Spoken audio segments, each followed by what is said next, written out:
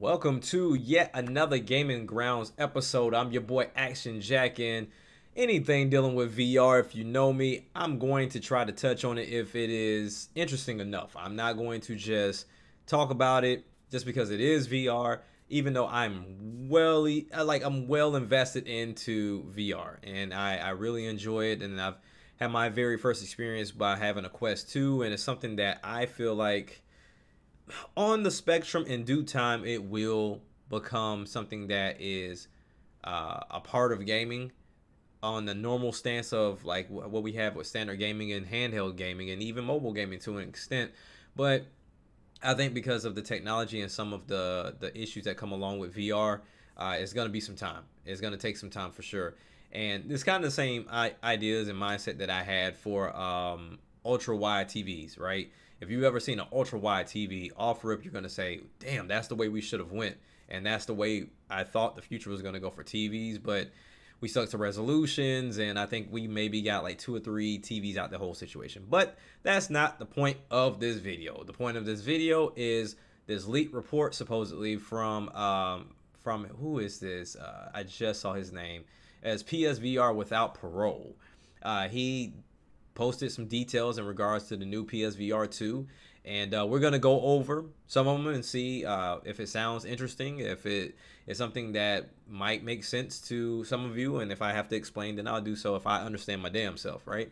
So, uh, this article is via Kotaku, by the way, and we're just gonna kind of glance over a little bit. I'm not gonna read the entire thing, but based off of what they're saying, PSVR 2's display will have a resolution of 2000 by 2040 per eye, which is a solid little bump above the world's current most popular headset, the Quest 2. In addition, PSVR without parole suggests the screen will utilize OLED display technology and support high dynamic range, potentially giving a lot more vibrancy, deeper blacks, and greater brightness than the Quest 2's more typical non-HDR LCD display. So, for people that are not aware in regards to VR, the higher the resolution, the better. And it's not on the vein of what we talk about as far as console gaming goes. This is something that's right in front of your eyes, and they have to have a high frame rate and along with a great resolution for you to not get motion sickness, and also for you to feel immersed within the world as it is VR.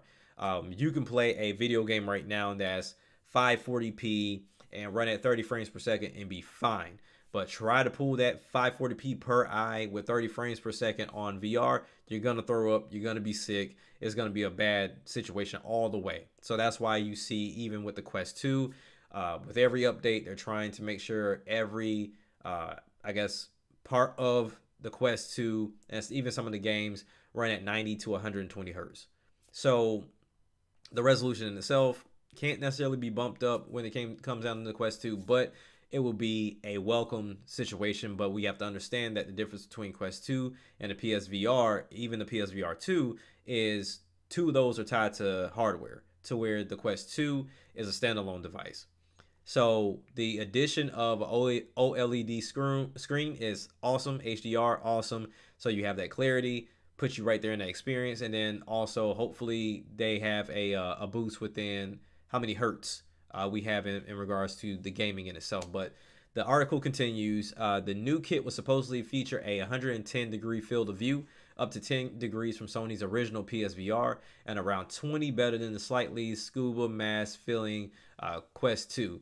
Seems like Kotaku's kind of taking digs at Quest 2 for some reason. Like, that's the second time they've made a mention of like either more typical of the non HDR LCD display, or even they talk about the scuba ordeal with the Quest 2. From somebody who's played the Quest 2, no, it's not. If anything's in a scuba nature, it's the PSVR. Like, the PSVR is very closed off. The field of view is very small. It's just not conducive at all. But I don't know why they're taking digs, but even if it is better, that's cool. But they don't have to do it in the nature that they're doing it right now, which is comes off as kind of scummy. But we're gonna go down a little bit further and see some other details as into what they were mentioning. So it seems like they were saying that the PSVR 2 will feature eye tracking capability, which will make possible a much desired performance improving technique called foveate rendering. Today's video suggests that PSVR2 will also feature another new technology called flexible scaling resolution, which concentrates the rendering resources on the player's area of focus to further reduce load on the PS5 hardware. It's not immediately clear how FSR will differ from foveate rendering.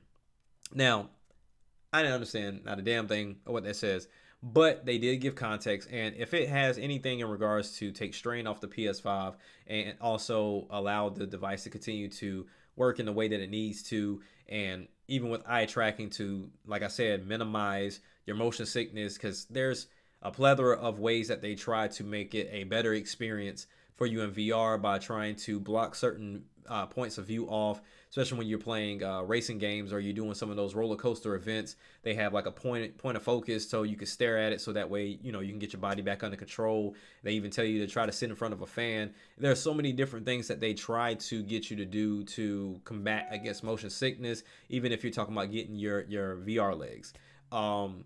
But that goes without saying that if there's technology that can assist with this, you can get a lot more people in, opposed to people that want to be there but they can't due to health issues. So, of course, they've mentioned haptic, some rotary motors to help with motion sickness even further. But really, the details of it that I wanted to point out really is something that I mentioned to the crew a long time ago. On how Sony may go with VR, or what they may do with VR, because we were talking about the nature of what direction these console manufacturers may go. We understood Nintendo was going to be Nintendo, Microsoft was going the service route. You got PC being PC, along with now trying to do this handheld thing with the Steam Deck, but we couldn't really get an idea as into what Sony was focusing on other than VR. So the one thing I mentioned was they're probably going to make some dedicated software to go along with it, but mainly they're going to try to approach a hybrid nature of having games that you can play normally, but then also they have VR experiences. And within this article, that is the very thing that got mentioned. So I'm going to read some of the most interesting tidbits dropped in the vid concerning software. The claim is that Sony is looking to move away from so-called VR experiences, like pretending you're Batman for 90 minutes or swimming with whales for 10, in favor of greater focus on console quality AAA games. Further, it said that Sony thinks the best way to accomplish this is to create hybrid games that support both conventional displays and virtual reality, sort of like Capcom did with Resident Evil 7. So that's what I felt like they were going to do. Now, to me, I think that's a good idea, because you may play a game that you like very much. I have a game that I love very much right now that I'm playing called Arizona Sunshine. Thing is, I don't always want to put on my headset to play Arizona Sunshine. You know what I'm saying? Like, yes, I'm immersed in that experience and I love it, but sometimes my head doesn't. Sometimes my body doesn't. And so I have to take longer breaks than what I want to experience that game.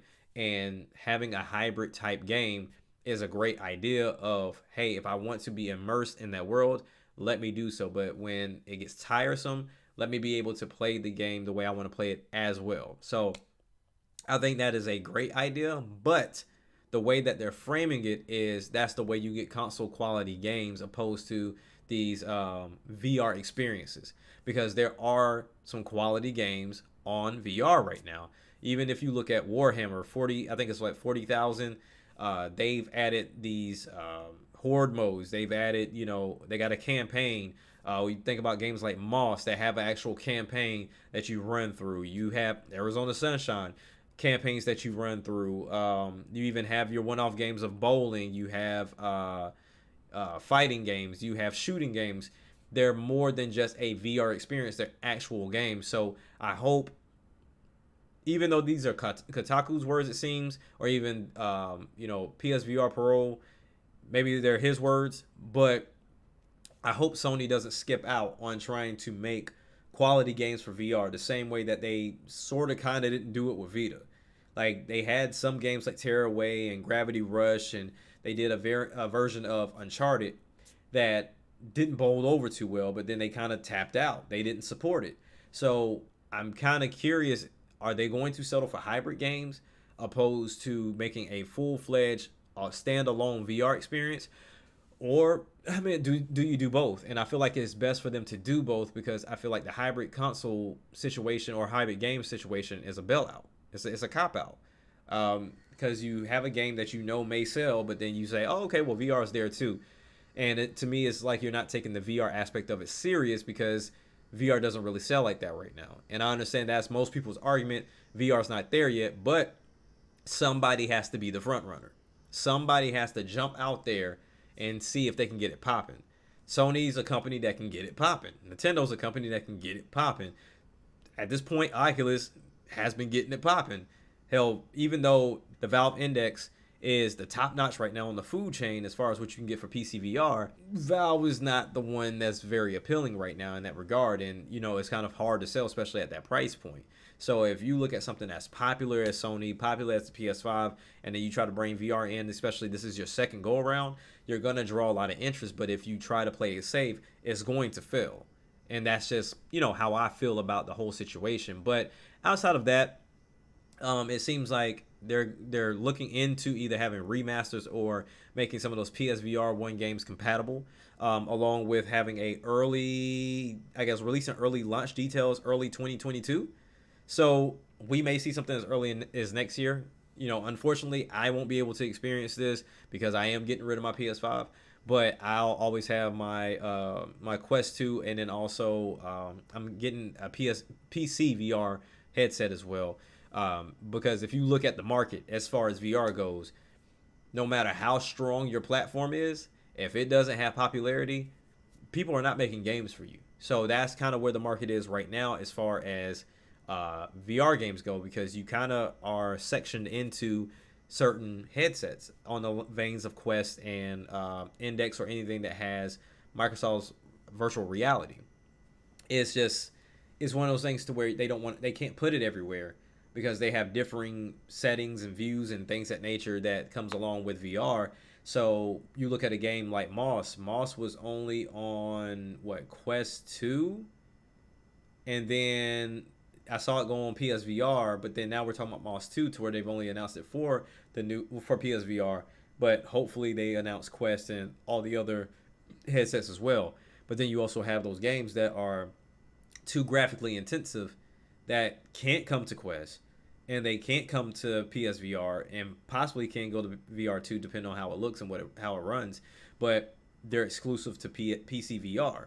So you kind of have the best of both worlds when you go with Quest 2 because it can be plugged up to your PC for you to play PC VR2 games.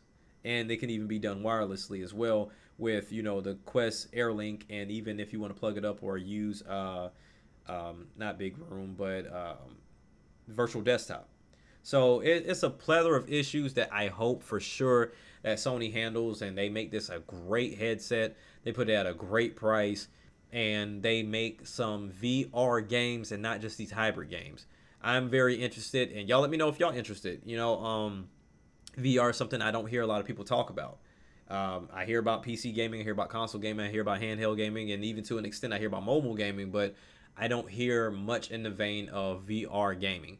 So I'm interested to see what Sony does with this price-wise and how they handle this stock-wise as well, because we're still in a shortage. We still have the pandemic situation. We still have scalpers.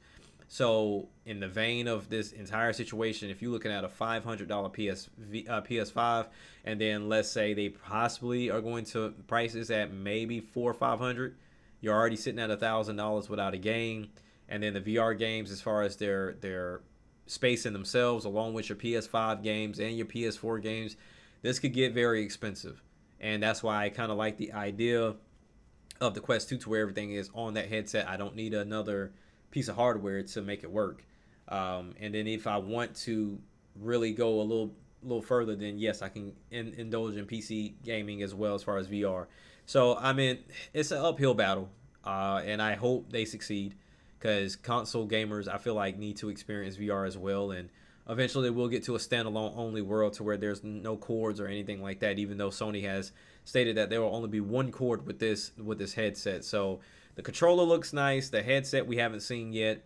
We haven't gotten a price. We haven't gotten a release date. We haven't seen any games for it. We haven't seen much of anything. So it's kind of hard to get excited outside of just being a nerd and loving tech. and loving VR, and that's just what it is. So y'all let me know what you think down in the bottom. I'll also post this over on Twitter as well to kind of get some type of insight on what people feel and how they think about VR and what they think about the PSVR2 possibly if the name doesn't change. So it's been your boy Action Jack once again with yet another video, and I'm out of here, man. Peace.